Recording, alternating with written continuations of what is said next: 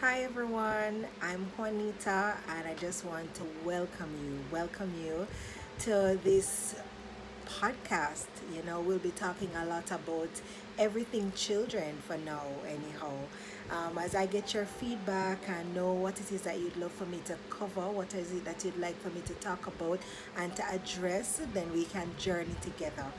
But I would love to start with just why we're doing this and just how much we can help. So I'm praying that I can help with a need that I see out there. I really believe the Lord is calling me to address this particular gap.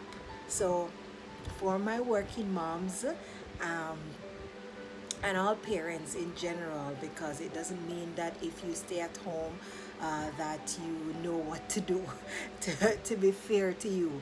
As we've heard over and over again, um, children, they come to us, they're born to us, and they did not come with a manual, right? They didn't come with a manual, and so we are kind of learning as you go along. But there are some things that we can learn if you know me, and as you're getting to know me, I'm a Christian.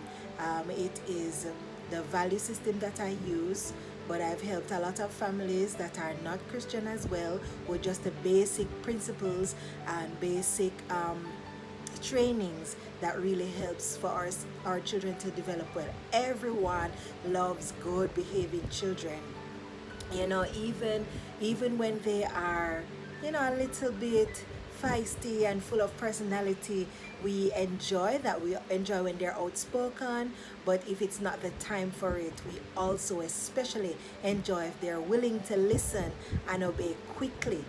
Not when they feel like or after they whine a lot with made up face, and then for the rest of the evening they're just not enjoying themselves. And so we want to help them with that, because we know as adults when we grow up that it's also very difficult to maneuver our emotions, to discipline ourselves, to train our own selves on a daily basis, like to, you know, say get just even doing our daily habits, some things that we need to do. If we didn't have to get up and run to work, sometimes many of us wouldn't shower, right?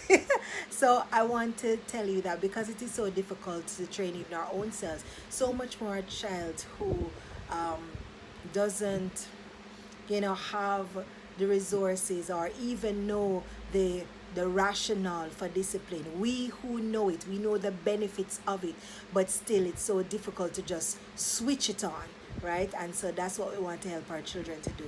So a lot of us, I've spoken to a lot of persons, and it's a difficult area for many parents, difficult area for many parents, and I'm hoping that that's what this podcast would do. It would help all the persons who have been having difficulty with training up their children. And I want to use training mainly on this podcast so that we don't misunderstand. So I definitely will use discipline interchangeably when I see it relevant, but I want to speak of training because the ideas that I would love to share will be mainly on how do we proactively plan for something? How do we say, this is what I would love my child to achieve, plan for it and execute it with not like this great set of activities, but stuff in our everyday life, how we respond to them, and what we're really conditioning them to do with our responses. We want to help to want to change our responses, and so that we can condition them. I'd share an experience with you. So today is a lot of firsts for me, as one of my young ones have gone out to school for the first time, and so she's been very excited about school. I was planning to homeschool, but she kept on just asking to go out to school when she sees others going out to school, and not just ask, sometimes have a meltdown. You can see her personality saying, Mommy, this is what I would like to do. And so I prayed about it, and we just, kind of decided that this is the direction that we would take. So she has more than likely she would have been out from last year, if she was on a general trajectory. But I always believe that children are to kind of get their their time not just with their parents but just solidifying who they are and such. Anyhow, sharing the experience. This is her first morning. She went to school. There are some children who are crying, some children who still feel they're missing their mom. They might not be outright crying and can't be controlled, but they miss their mom, or you see them still kind of sad. She sat beside one who, she was still sniffling and walking towards the door back and forth, like she's wondering if mom's gonna be out there. And she came back. I saw my daughter. I was out a little way from her. Saw my daughter saying, parents are gonna come back. Parents are gonna come back. It's okay. Don't cry. Parents are gonna come back. So she kept on saying it a little quietly. And I went to ask her teacher for something, to guide me, because I'm also first time doing a lot of things. And I heard her say so loud in the classroom, parents will always come back. She was just very confident. She not looking my way. She saw me one of the time there coming to auntie. She's like, mom, look what I have doing over here. Like once look my way, and then she's back to doing her thing, right? At 3. And when she said that, all the adults around were affirming them and using it to affirm the others. And I thought that was good. Now, mind you, it could be a personality thing, but also she is very confident. I take her to a lot of places, and I also talk to her when I leave home. When I leave home and have to go and come back, I keep on encouraging her, knowing that I will be back. This is something I have to do. Maybe children can't go to the place where I'm going right now, or mommy wants to make a quick run to do something and come back, and I'm getting the opportunity to go by myself so I can move faster, because not all the time I can leave them, because I might not have someone to leave them with. And so we'll talk through that. So I just want to share that the truth is that we can goal for some things, helping them to prepare for an event, a time in their life, or help them to prepare for just everything that's gonna come. That's really what training is about.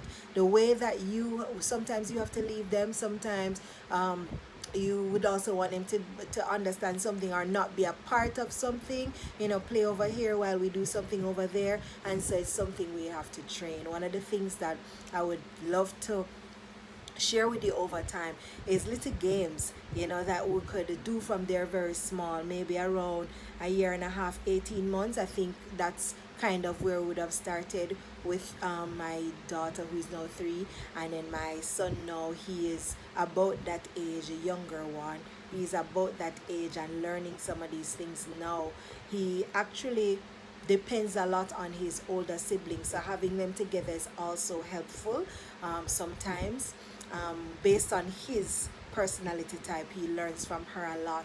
So she will say, yes, it's my turn, and he's like, he wants to go next, and I say, well, it's not your turn, it's now her turn. No, children who are by themselves don't often get that experience. But one thing you can be proactive with, if it's your only child, just one tip now is that you can take turns with them. So practice not giving them their way every time, because you're older and know that they're gonna have a meltdown. What you do is play a game where you have to take turns. You can do that once a day. It might not take long, 10 minutes, if so much, sometimes with children. And so I just want to say, training them, especially at home, or I don't want to just say at home. I don't want to give you the idea that it's only within your house that this training can take place, but also it's just with you the parent. I feel like parents, or I believe parents,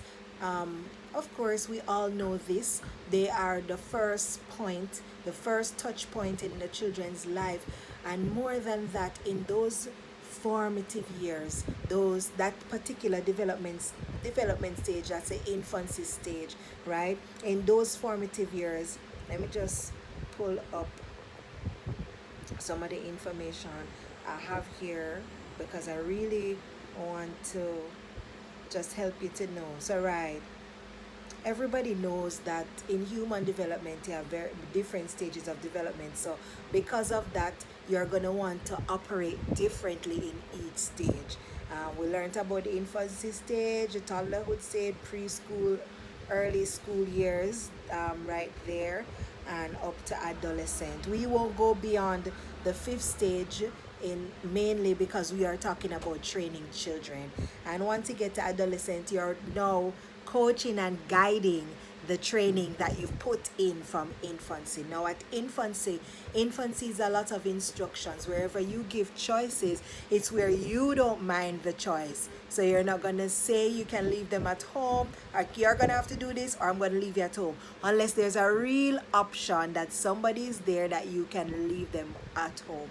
You would want give them small choices like between this pink shirt and this blue shirt, because you chose those two shirts because you don't mind any one of those shirts being chosen, if you understand what I mean. So instead of just having them choose anything and it would be appropriate for the inappropriate, sorry, it would be inappropriate for the occasion, you take something that's appropriate for the occasion, more than one that you are willing to work with, and say, would you want this choice? So in infancy, that's where we would start. In infancy, there is a lot of instructions. It's like when I used to teach the first term of school. We have 3 terms in Jamaica. For those of you who are, you might have the same. You have the Christmas term, of course, and the Easter term and the summer term, right? And in the first term, one of the things that I love to establish in my classroom is that, and I would love for you to do this in infancy. So infancy for us will start not when they're born, which is really that first stage, but about 18 months, right? Where and before 18 months you do little things, because you're establishing a standard, a likeness there that you're going to kind of ease them into. So in they're about 18 months going on, you're giving instructions, you are helping them, you're guiding them, you're showing them this is the way we do things, you're helping them. And I want you to think about training in that way. They are not yet aware of what is good for them. If your child is crying for the knife, she sees the knife, she takes the knife up off the kitchen counter, you glance and realize, and you take the knife from them, hopefully not too sudden, right? So you have an accident, but she's crying for the knife. What do? Give her the knife and say, oh dear, I'm so sorry, and hush pumpkin, okay, you can have it. No, you proceed to put away the knife and share with the crying child that she can't get the knife, it's dangerous, it's not something we play with. You probably try to comfort her, and one thing you can do is always redirect. Maybe they have a toy knife and you can set up their area and give them a toy knife and something like strawberries that have a velcro, 2 strawberries that have a velcro attached to them that you show them how to cut, stuff like that. Or just redirect them to another type of play, right? Somewhere else. You might have to take a break at that time, because at this time what we're doing is we're showing them that this thing is not okay, but there is something else that you can do. So I think a lot of us, because it takes so much work to train our children, we often realize that sometimes the truth is that it is broken up into small bits, and if we don't think about it for all at once, not thinking about it all at once, saying you must achieve this, you must achieve that, and so on, that can be overwhelming. And in any area at all, that can be overwhelming. So what we're really doing is each situation we are guiding and we're instructing. Now where it really will get beautiful is when you have some things planned. So by in that area, like how you bring your child to school, and for them to graduate to their next kindergarten class or their next grade level, they have to have grown a whole year, right? That means a teacher taught each term, each year, something that when they get to the next grade level they can build upon, and that they need to be able to go to the next grade level. So we are getting them ready socially, we are getting them ready emotionally for the next level and the next level. Some things they'll get away with at infancy because of their understanding, but as they grow up, the standard must grow with them. Else you'll be doing them a disservice by putting out a child who is emotionally not ready to socialize, but yet they will always have that desire for belonging.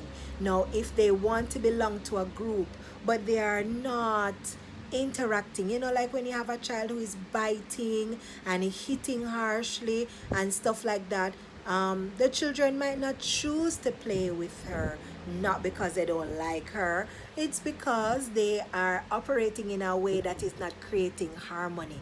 The children don't feel safe, they're hurt every minute. They have to go to their teacher, auntie, miss, whatever, so and so bit me or hit me. So there's no harmony. So what we are doing now, before they go out, we're helping them to know this is not okay.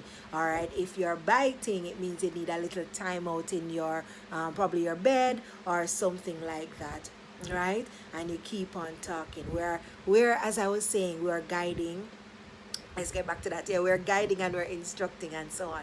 But where it really gets nice is when you've planned a few things that you want to accomplish as their stages go. Not, you don't have to bite off a lot of big things. You might say by 3 or 2 years old, you love for them to be willing to introduce themselves. Look somebody in their eye, shake hands. Even if it's not like when you're in an interview, but you are building their confidence. You want them to be able to build confidence, be sociable. Even if they are shy a little bit or introverted, they can say, my name is such and such. What's your name? Would you like to play with me? Would you like to borrow my truck? Always teach them about giving and sharing, because the truth is that's what builds harmony. Think about the environments that you like to be in as an adult and the things that make you feel very good about yourself. Positive, people complimenting, and so teach your children to compliment. So instead of being big on their ABCs and so on during this stage, because I know a lot of people want their children to be reading, want their children to, share these different accomplishments in academics. But the truth is, they have a lot of time, and that stage you can fumble and not get it right till all of 6 years, let's put it that way. But what you want is for them to be accepted in groups because they are genuinely a caring kid. They're genuinely caring children that love to share, that love to give somebody else a turn and a chance, that they will play, having fun and take turns and so on. You really want them to be genuinely children that others love to be around. And so that's pretty much what we'll be delving into. So I really hope that you'll be joining us, and I would love to hear from you. What are the things you would love me to touch on as we go through infancy, toddlerhood, preschool years, early school years, and as we go and up to adolescent. Yeah, I think those are the stages we'll be touching on. There are lots to explore in all of them, and so we're just going to take them one step at a time. And I'm going to spend a lot of time on infancy and toddlerhood because those are some very, very formative years, and that's when a lot of children spend a lot of time with their parents. Of course, older ones too, but we'll take it as we go. And if you have a question about a stage that is not being spoken about as yet, you can always put it in the comments, and I'll do my best to address them in the videos. All right. So yes, infancy is a beautiful time. I would love for you to enjoy that stage. It can be overwhelming, especially if you have more than one little ones. Definitely can be overwhelming.